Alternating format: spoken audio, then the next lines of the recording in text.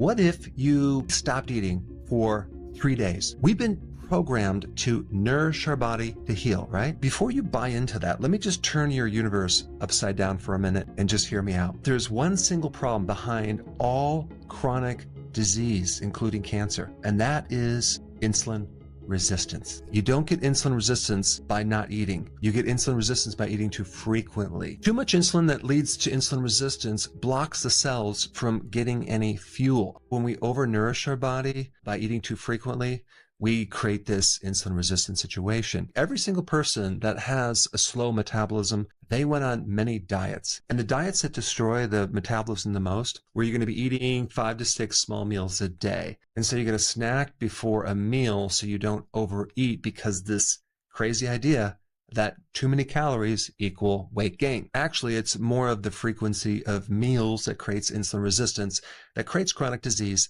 that will make you very, very overweight. But when we start to not eat so frequently and we start to do intermittent fasting, things start turning around. Let's get into the benefits of intermittent fasting and prolonged fasting. If you were to eat right now, your insulin will go up. And because insulin is going to go up, that higher insulin is going to prevent a lot of good things that are going to happen. Let's say you're going to fast for 18 hours and then you're going to eat at, let's say, 12 o'clock noon, and then you'll eat at 6 o'clock. So that's a 6-hour eating window, and then you have an 18-hour fasting window. A lot of benefits are going to happen if you do that, okay? You're going to lose weight in your midsection.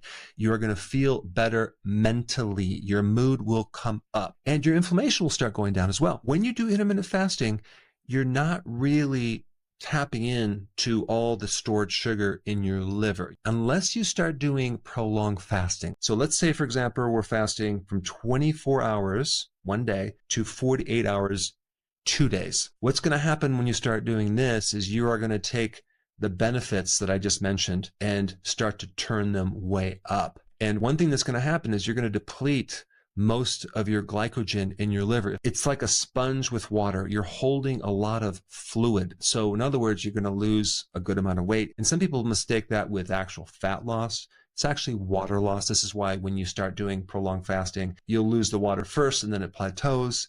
That doesn't mean it's not working. It just means that you dumped a lot of water with that stored sugar. When you start doing prolonged fasting, 1 to 2 days, you are going to be burning mostly ketones. 87% of your fuel is ketones. You're not feeding your microbes, but they're thriving. Your hormones, especially human growth hormone, will start to go straight up and vertical. In men, you can increase that growth hormone when you do fasting by 2,000%. So you're not going to be losing muscle, but it actually will help the growth of muscle, but it'll also help the burning of fat. It's one of the most powerful fat-burning hormones. You're going to notice the benefits on your brain because you have a higher level of ketones feeding the neurons. Autophagy is going to kick in. Autophagy is where you're taking the junk and you're turning it into new cells. So think of the self-cleaning oven, and it's a magical process where you have to get certain resources and fuel from somewhere. And so your body will definitely tap into your fat,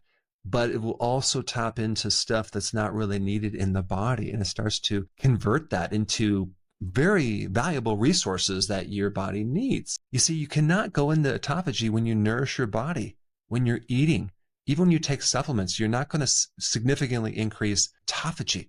It's only when you don't eat. Prolonged fasting allows you to prune your brain and it allows you to build new brain cells. You only do that to a certain degree, but with intermittent fasting, but a lot more when you do prolonged fasting. Insulin powerfully shuts down autophagy. Insulin shuts down fat burning. It shuts down the regrowing of the brain cells. And with that, what happens when you fast longer? So let's say we're going to go to 72 hours.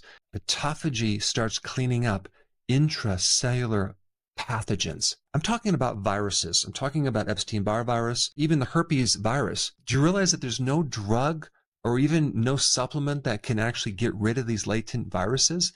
The only way to get rid of them is through prolonged fasting. But not only that, when you start to go up into 3 days of fasting, you start to stimulate your immune system, the thing that actually protects you against cancer, autoimmune diseases. I mean, we're just told all these ideas that we have to nourish the body to get healthy. No, we actually don't. There's no doubt we need to nourish our body when we eat, but prolonged fasting transforms your health in so many different ways. You can do stem cell therapy.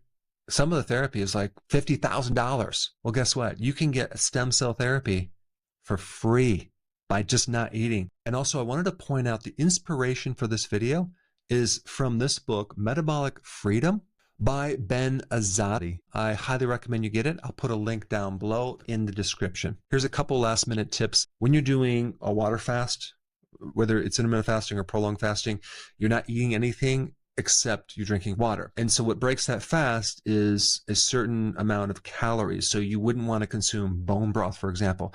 But you could do coffee, you could do tea. Why? Because it doesn't have any calories. It's when you add in certain things that you have a problem. Very important thing to note when you do intermittent fasting and prolonged fasting is to have enough sea salt. If you don't have enough sodium, you will feel tired. So when you're doing intermittent fasting, make sure you add a little more sea salt, and probably like a teaspoon per day spread out, and you can mix it with water. And I also recommend you do other electrolytes like potassium and magnesium, because if you're deficient going into a prolonged fast, those deficiencies are exaggerated. I want to say one last important thing. You can really mess yourself up when you do refeeding after a 3-day fast. Don't make the mistake that I made where I just started loading my body up with all this food. I got very sick. Maybe started with some bone broth, wait a little bit, have a little bit of steamed vegetable, wait a little bit, have an egg, and then you let that settle for several hours, and then have a slightly bigger meal. Maybe the following day,